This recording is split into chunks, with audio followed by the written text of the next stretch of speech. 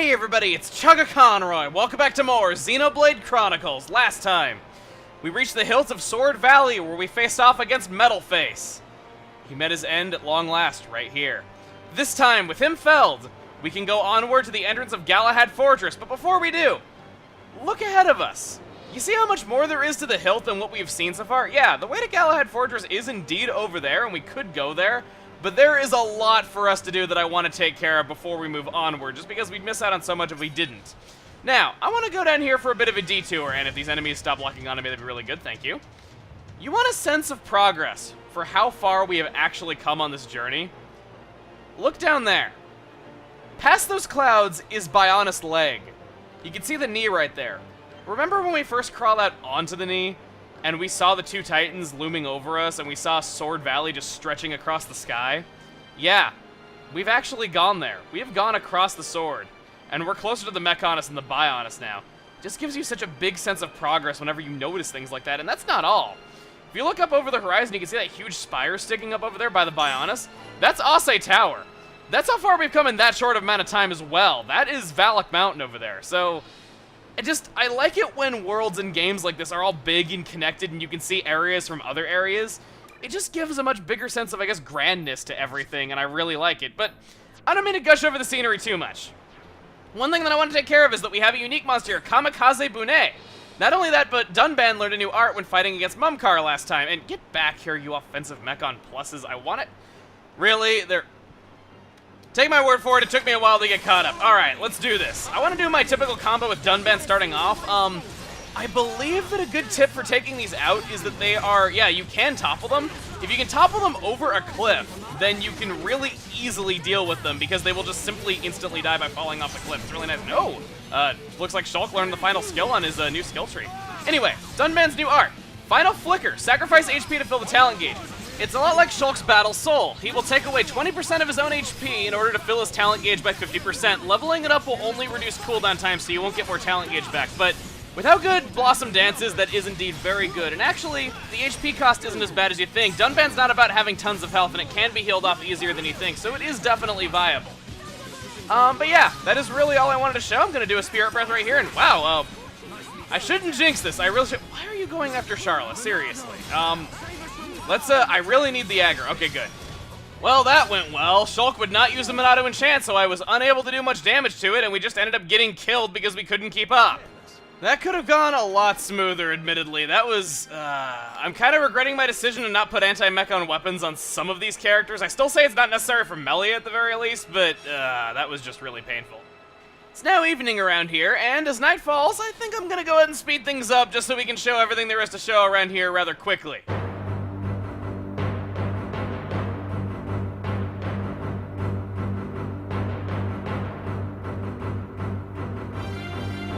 First off, we have a quest, secure the radio tower, defeat Lightning Renovo, who is in the area around the radio tower. So we have a surprise quest here, we'll get a topple resist and a daze resist. This would have been helpful if you could conceivably do this before the fight with Mumkar, but you're required to fight Mumkar before to let you go down this far, so unfortunately you can't do that. Now, Lightning Renovo is a particularly tough enemy, level 55, and just take my word for it, he's got some really mean spike attacks. This is one thing that I'm actually going to be tackling a little bit later. We are not going to have access to Sword Valley cut off from us right away, so I think I do want to save that until I'm a little bit stronger, just like with the third gate. So, as we speed things up once again, there was one thing that I kind of wanted to make note of because it's something that I personally enjoy probably a lot more than I should, and I couldn't really find a good place to talk about this.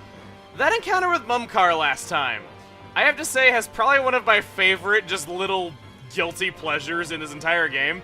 You know that line that he has where he's like, that ain't got nothing to do with it? Just the way he says that and the way that he, like, moves his hand and, like, steps forward when he does it, it reminds me of, like, how teen girls are just like, whatever, and stuff like that, and just the fact that it's his way of answering why he betrayed everyone to Mechonis, it's a very Mumkar thing to do. I just can't help but chuckle to myself whenever I do that, and it's one moment that I just never see talked about in, like, any Xeno forums or communities or anything like that, and it's just, I kind of wanted to make note of just how silly that one moment is. That ain't got nothing to do with it. Sorry, I'm probably just freaking out over something stupid and probably not as funny as I think it is, but I don't know. It's just kind of one of those little things that always made me laugh. Anyway, yeah, let's just take out this unique monster, and I'll let the music carry us to the rest of the segment.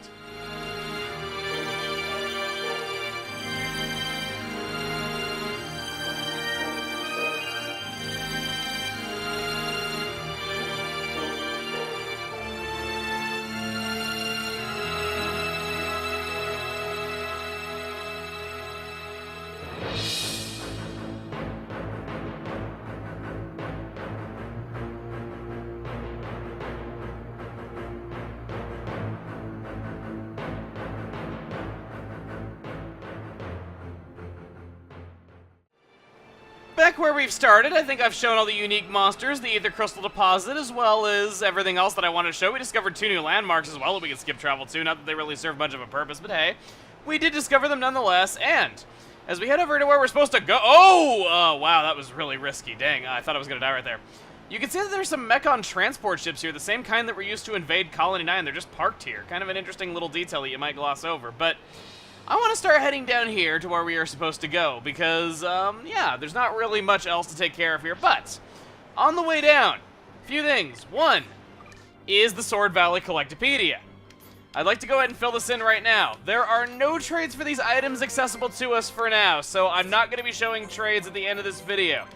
If I do have one tip for you, though, in the way of completing this, I would suggest having at least 2 extra red frontiers. They're going to be important for a big quest later on, and should you not have them, they can be a bit of a pain in the butt to get.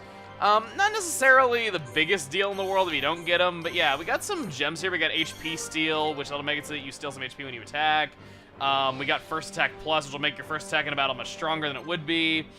We have art seal resist. I think we've already gotten that before. And for completing the area, we get the Cosmic Nibbler, a weapon for Ricky. Now, believe it or not, that is the only Cosmic Nibbler in the whole game. There are none for sale in stores that are inferior, nothing like that. No, it is flat out the only Cosmic Nibbler. So, how about we take a look at what this actually looks like?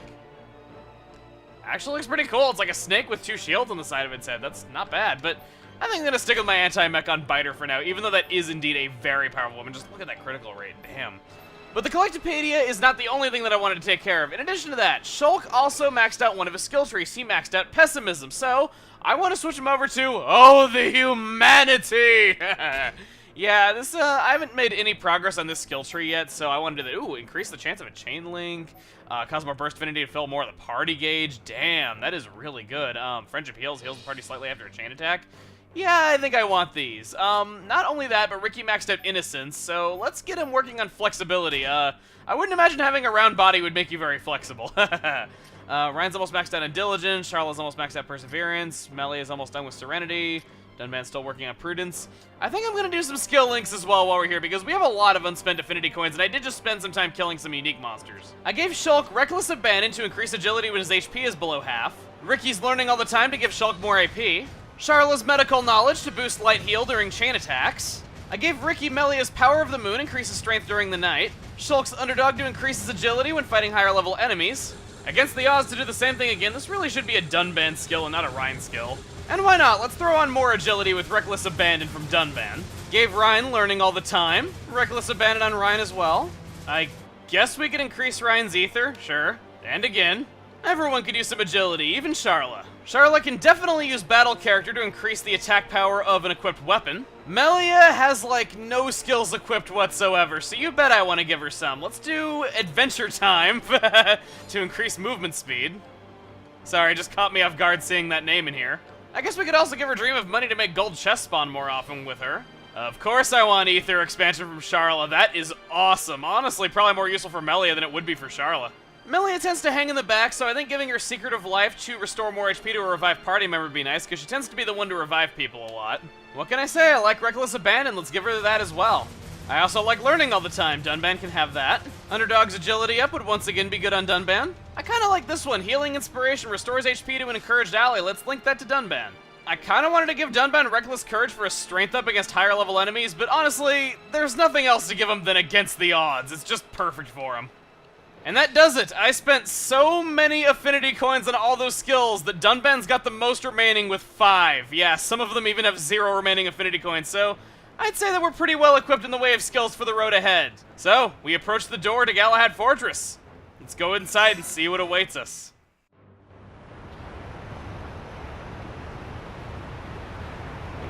Here's our way in. There's no turning back. We can't let them find us. Let's move. Right.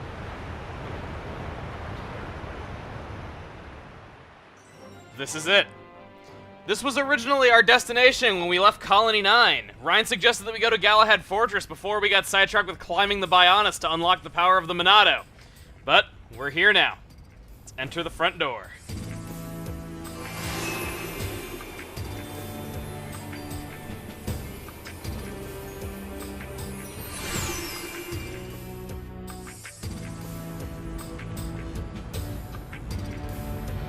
Fiora's in here somewhere. Let's get looking. Keep your eyes peeled. I'm ready for anything. I'll trash any mechon that tries to mess with us.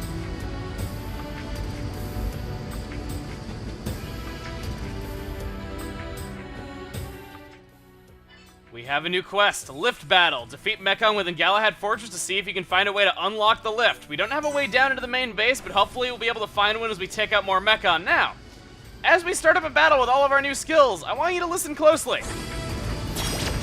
Right! Let's do this! Leave it to Ryan!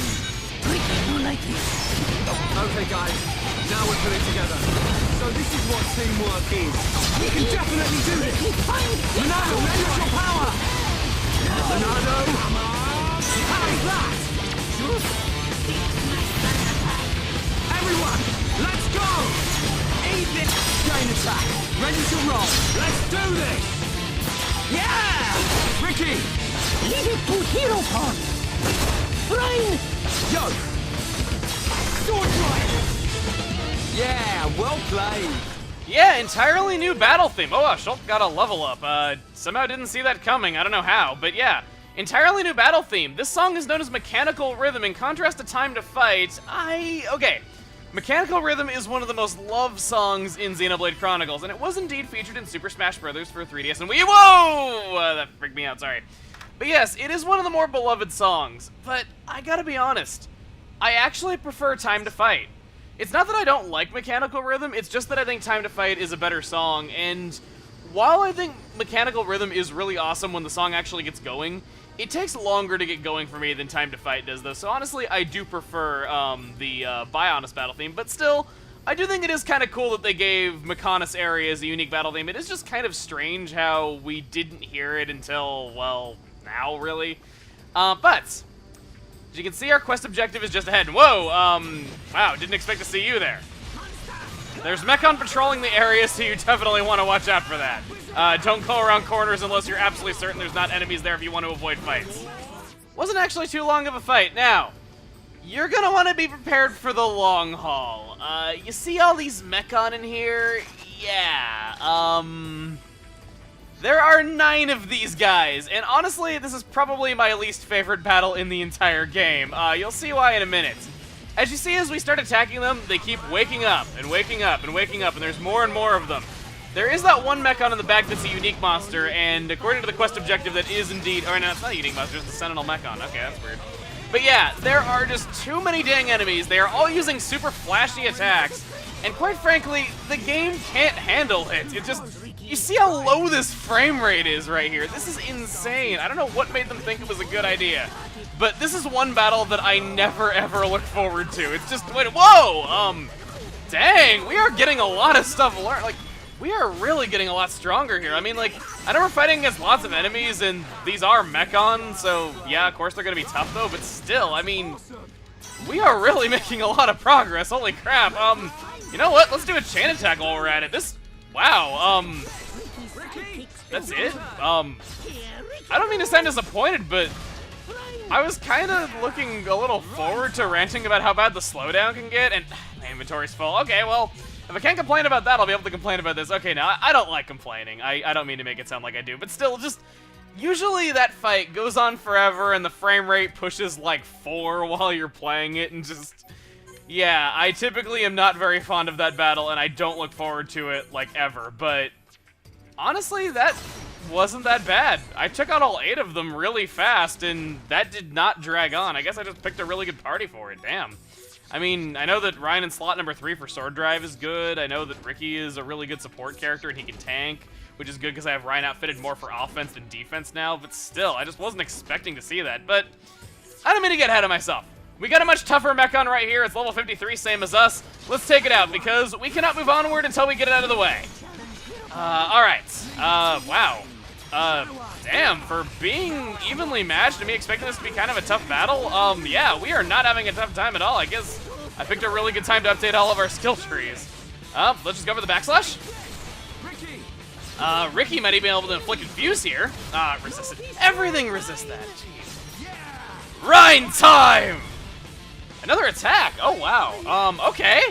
I know what I'm going for. Let's do it. Natto Buster. And another one. It's not over yet. You know what, Ricky? Burninate the crap out of it. Yeah, don't just burninate. Burninate the crap out of it. And oh no, it dropped the lift key. We got it. That went way smoother than I was expecting it to. But yeah, we got the key to the fortress, so we should be able to activate that lift. I think there's a few things if you walk around the perimeter of this room. Again, there's a lot of junctions, a lot of different ways you can go, and despite the overall design of, you know, this being just like a fortress, it really isn't linear. Ultramarine ant. That sounds like, are those like metallic ants that are like crawling around on the Mechonis? I don't know, that just sounds really weird. I don't know why there'd be ants here, but oh well. And then again, I guess marine would mean that it's a waterproof ant. I don't know, I'm just rambling at this point about Collectopedia items. That's just kind of what I do sometimes, so yeah. Anything in here? No. Another place for us to discover, but not really anything worthwhile. Actually, one thing that I forgot to show in this room is that among all these mechon that are along the walls, there is one unique monster, so you're gonna want to take these out if you want to get the affinity coin, because just like Sword Valley, you can only come here at certain times, and you can potentially get screwed out of that affinity coin should you not grab it now. And then I believe that back here is where we came in. Is it? Let's see. No, actually. Oh, never mind. This is where we fought those guys. Of course. Anyway, let's jump down. Back to the maintenance bay, and yeah, I want to use this maintenance, or use the maintenance key, use the fortress key. That'll get rid of those red lasers around that, and you unlock the lift, and it can now be used to ascend to the lower floors of the fortress. We'll do just that. Let's head onto the lift. Sorry, Ricky, didn't mean to lock you out. You guys can jump it, right? Right? No? I'm all alone? Oh, okay, you guys jumped it. I can see. Right, now that we're down at the bottom of this lift, I completely forgot. We learned skills in that last battle, and I wanted to check what they were. Shulk learned Healing Wisdom.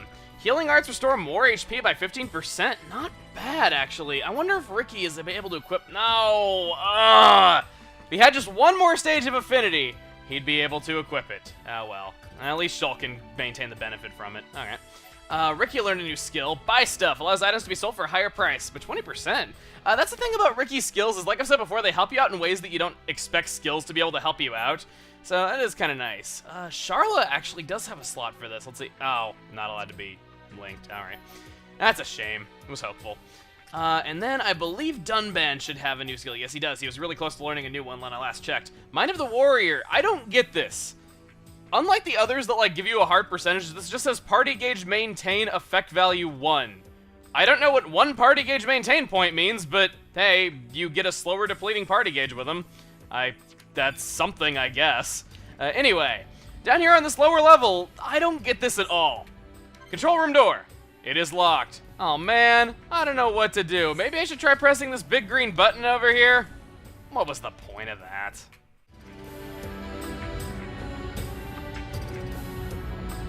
Where are we? Looks like the control room for an ether blast furnace. There, look at that. So this is what supplies the Mechon with ether energy. Shulk, what's that?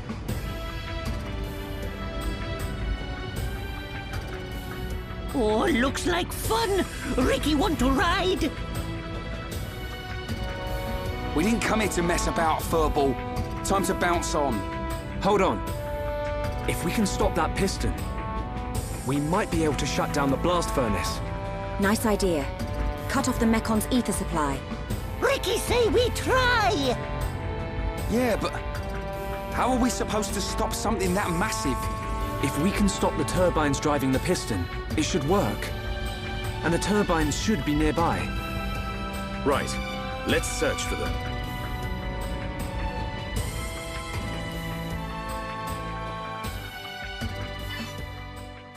And bounce we shall. We have supply station battle. Stop the turbines that are generating the power. We gotta shut down the fortress itself. And we have turbine battle. Stop the first and second turbines. Multiple quest objectives. Gee, I wonder what they could be. Apparently there's gotta be some kind of fourth turbine involved. So, you can see the turbines out there, and you can see just how big this area actually is. Then again, I really don't need to mention that these areas are big. It goes without saying at this point. However, one thing that I want to do right off the bat is switch up the party a little bit, because I'm playing as Shulk a bunch, I'm playing as Melia quite a bit, I'm playing as Dunban and Ricky a fair amount, I'm playing as Charlotte a little bit. I have not played as Ryan in a while, so you know what? It is Ryan's time. Do I want to use Melia? No, I think I'm going to go Dunban. Yeah, Ryan, Dunban, Ricky. I have Dunban outfitted to be, Ryan outfitted to be more offensive, so I think this should work out pretty well. First turbine room. And in it, we have, if I can lock on, Glacier Akon, a unique monster. So the unique monster, first unique monster we've run into is on the beaten path. We can't possibly miss it. So color me a fan. Or color me a fan? I don't really know if that's the proper way to say that. I don't know. But either way, I am a big fan of the fact that we really don't need to worry about it. And I just realized Dunban does not have an anti-mechon weapon, meaning that I have to use topples in order to make him fight well. That was not... Neither was using up my sword drive before I used Magnum Charge. So that's two really big mistakes, and the enemy's health is only down about 20%. That's an average of one glaring mistake every 10% of the boss's health. Awesome. And part of me is wondering if I should run from this and try to recuperate, and I'm dead. They can revive me at least. You know what? I'm gonna see if I can make this work. I just topple them, so Dunban is able to move in. Our party gauge is 2/3 of the way up. Yeah, I'm gonna try to see if I can actually make this work, though, because even though I forgot the anti-mechon weapon on Dunban, even though I wasted Ryan's Magnum Charge, I'm kind of, you know, that's kind of the thing.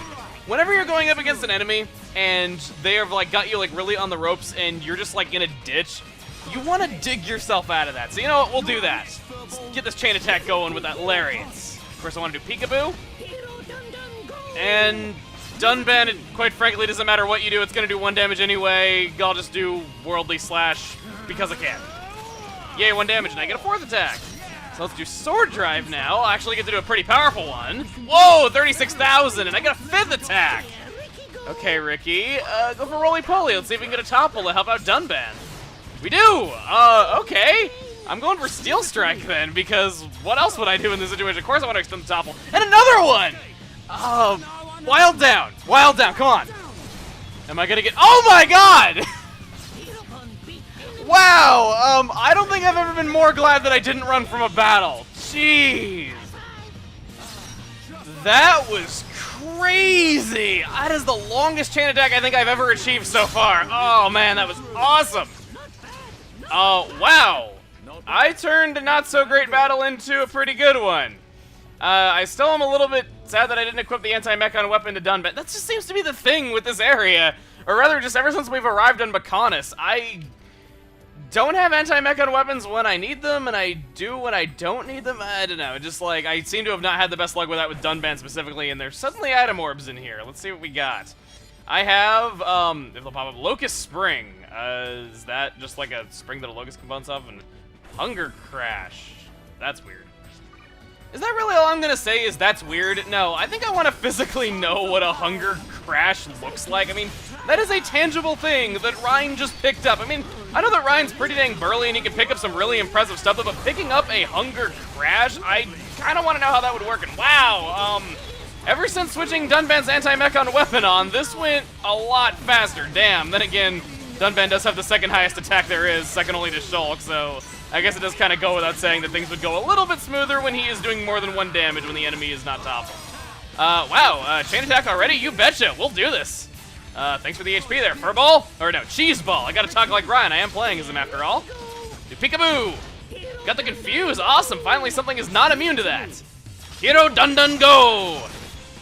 I was hoping the hero hom would do a little bit more. Now I'm just talking like Ricky. Now I'm just talking as everybody in the party. I guess now I gotta say we mustn't be careless. I don't know. I'm just being a goofball at this point. Not even a furball or a cheese ball. There we go. Defeated that Mechon. Let's grab the silver chest. Not bad. Here it is. Second turbine control panel. So we're going into control panel. We are removing vital programs to Windows' operation, and we are stopping the turbines. Unfortunately, though, the turbines don't seem completely stopped. We have a new objective in our quest log. Investigate the control panel in the piston control room and stop the piston. I guess they really like the word piston or something like that. I don't know, it's kind of a funny word, and that's without even seeing cars. So, we want to go back out here, of all places, and there's a lot of different hallways intersecting throughout all of Galahad Fortress. This door is locked, and there's no green button next to it, unfortunately, so we can't go through there. And you know what Galahad Fortress reminds me of? With all these intersecting hallways, how open-ended it is. Actually, wait. I see something on the map. That is just rude. As somebody that has OCD, putting a red item orb and an Aether Crystal deposit behind these bars that I can't get through is the most evil thing the Mechon have ever done. But anyway, I didn't mean to get off topic there. I just kind of wanted to point that out just to kind of show it. But what this place reminds me of, even though there are linear hallways in it without all that much in them, there's a lot of intersecting hallways, a lot of different options in which way you can go. You can do objectives in any order, and I don't know if it's just the look of it together with the design, but it reminds me of how a lot of first-person shooter campaign modes were in the 90s, you know, like on the PC.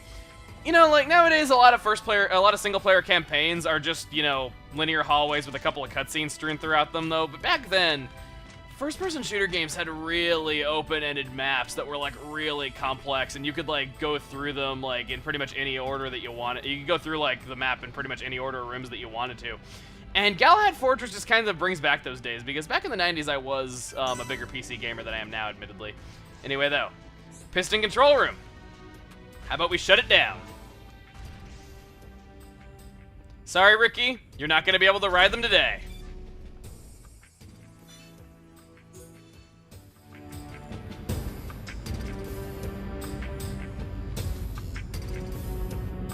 Nice one! We did it! This should prevent them from mobilizing any large Mechon squads for now. Hopefully, we've improved the Allied forces' chances. Hold steady, my brother.